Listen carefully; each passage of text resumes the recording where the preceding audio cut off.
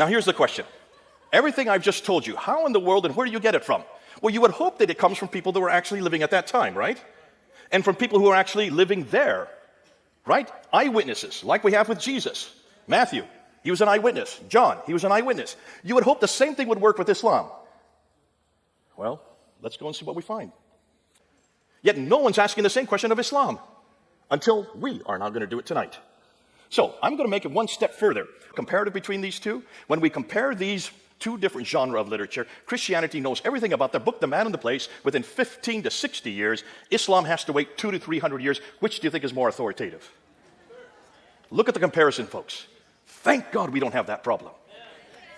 Mecca is enormously important. Remember, Islam is dependent on 3 legs. You take out one of the legs, the other 2 collapse. So if you start with the book, the man, and the place for the 3 legs, if you start to confront Mecca, it starts to teeter. Once you shut down Mecca, everything else collapses. Because if there is no Mecca, then it doesn't matter who Muhammad is or what the name is or where you find him, he's not in Mecca.